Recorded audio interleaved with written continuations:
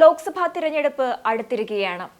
കേരളത്തെ സംബന്ധിച്ചിടത്തോളം നിരവധി സിനിമാ താരങ്ങളൊക്കെ തന്നെ അല്ലെങ്കിൽ സിനിമാ താരങ്ങളെ മുൻനിർത്തിക്കൊണ്ടൊക്കെ തിരഞ്ഞെടുപ്പിനെ നേരിടുന്ന ഒരു സാഹചര്യമൊക്കെ നമ്മൾ കണ്ടുവന്നതാണ്. എന്നാൽ ഈ തിരഞ്ഞെടുപ്പ് അടുത്തിരിക്കുന്ന ഈ ഒരു കാലഘട്ടത്തിൽ കേരളത്തിൽ മാത്രമല്ല തമിഴ്നാട്ടിലും പല രീതിയിലുള്ള മാറ്റങ്ങളാണ് സംഭവിച്ചുകൊണ്ടിരിക്കുന്നത്. ഇപ്പോഴിതാ 2024 ലോക്സഭാ തിരഞ്ഞെടുപ്പിൽ കോയമ്പത്തൂരിൽ നിന്ന് മത്സരിക്കുമെന്ന് അറിയിച്ചിരിക്കുകയാണ് നടൻ കമൽഹാസൻ. മക്കൾ നീതി മയ്യം പാർട്ടി നേതാക്കളുടെയും ഭാരവാഹികളുടെയും യോഗത്തിൽ വെച്ചാണ് കമൽഹാസൻ ഇത്തരമൊരു കാര്യം അറിയിച്ചിരിക്കുന്നത്. കോയമ്പത്തൂരിൽ നിന്നോ അല്ലെങ്കിൽ ചെന്നൈയിൽ നിന്നോ ആയിരിക്കും മത്സരിക്കുകയെന്നാണ് റിപ്പോർട്ടുകൾ ഒക്കെ പുറത്തു വരുന്നത്. കമൽഹാസന്റെ പാർട്ടി ഇതിനകം ഭരണകക്ഷിയായ DMK-യുമായി സഖ്യത്തിലാണ് ഉള്ളത്. ലോക്സഭാ തിരഞ്ഞെടുപ്പിൽ കമൽഹാസന്റെ പാർട്ടി ഇന്ത്യ സഖ്യത്തിന്റെ ഭാഗമായാവും ജനവിധി തേടുക എന്ന് അറിയാൻ സാധിക്കുന്നു.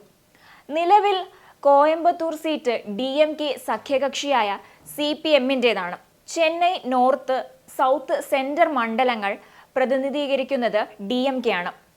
കോയമ്പത്തൂരിൽ കമൽ മത്സരിക്കുകയാണെങ്കിൽ സഖ്യകക്ഷിയായ CPM-യുമായി ചർച്ചകൾ നടത്തിയ ശേഷമായിരിക്കും ഇക്കാര്യത്തിലൊരു അന്തിമ തീരുമാനത്തിലേക്കൊക്കെ എത്തുക.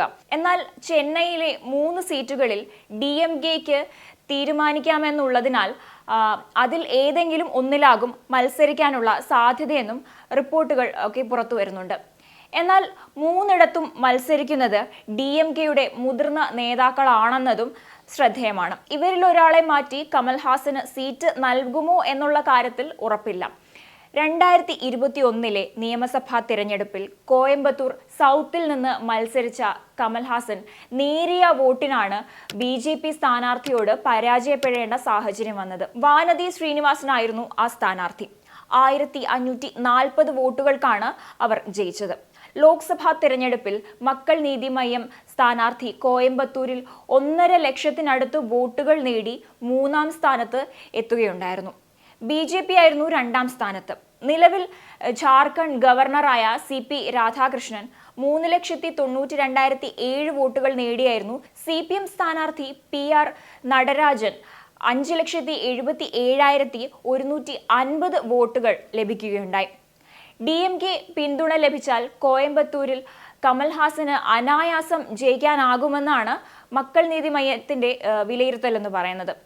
പാർട്ടി സ്ഥാനാർത്ഥികളുടെ വിജയം ഉറപ്പിക്കാനായി പ്രവർത്തകർ താഴെത്തട്ടിൽ നിന്ന് കഠിനാധ്വാനം ചെയ്യണമെന്നാണ് കമൽഹാസൻ ആവശ്യപ്പെട്ടിരിക്കുന്നത്. 2021 കോയമ്പത്തൂർ സൗത്ത് അസംബ്ലി മണ്ഡലത്തിലെ തന്റെ പരാജയം യുക്തിക്ക് നിരക്കാത്തതാണെന്നും വോട്ടർമാരിൽ നിന്ന് വലിയ പിന്തുണയാണ് തനിക്ക് ലഭിക്കുന്നതെന്നും കമൽഹാസൻ പറയുകയുണ്ടായി.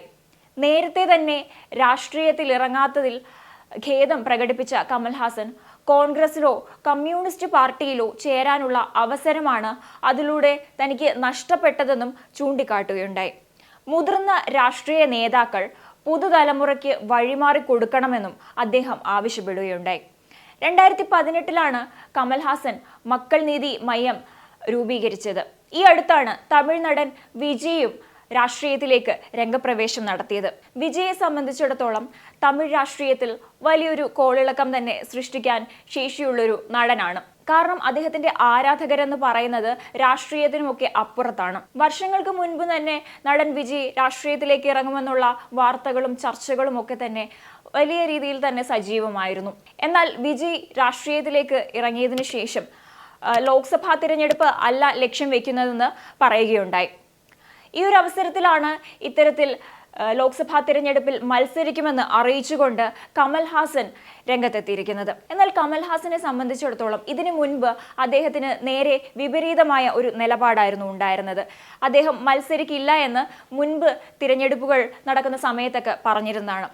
അതിനുശേഷമാണ് ഇപ്പോൾ 2024 ഈ ഒരു ലോക്സഭാ തിരഞ്ഞെടുപ്പ് വന്നെടുത്തിരിക്കുന്നതും അദ്ദേഹം മത്സരിക്കുന്നതായി അറിയിച്ചിരിക്കുന്നതും. ഇത്തരത്തിൽ നടൻ വിജയ് ആണെങ്കിലും കമൽഹാസൻ ആണെങ്കിലും അതുപോലെ തന്നെ ഇവർക്ക് മുൻപ് രാഷ്ട്രീയത്തിലേക്ക് വന്ന MK സ്റ്റാലിൻ്റെ മകനായ ഉദയനിധി സ്റ്റാലിൻ ആണെങ്കിൽ പോലും ഇവരൊക്കെ തന്നെ ചലച്ചിത്ര താരങ്ങളാണെന്നുള്ളതാണ് ശ്രദ്ധേയം. കൂടുതലായും ഇത്തരത്തിലുള്ള സിനിമാ താരങ്ങൾ രാഷ്ട്രീയത്തിലേക്ക് എത്തുമ്പോൾ അവർ ലക്ഷ്യം വെക്കുന്നത് അവരുടെ ആരാധകരെ അവർ വോട്ടാക്കി മാറ്റാനാണ് ശ്രമിക്കുന്നത്. കമൽഹാസനെ സംബന്ധിച്ചിടത്തോളം അത്തരത്തിൽ ആരാധകരെ വോട്ടുകളാക്കി മാറ്റാൻ സാധിക്കുകയാണെങ്കിൽ തീർച്ചയായും അദ്ദേഹത്തിന് സാധ്യതയുണ്ടെന്ന് തന്നെ പറയാം.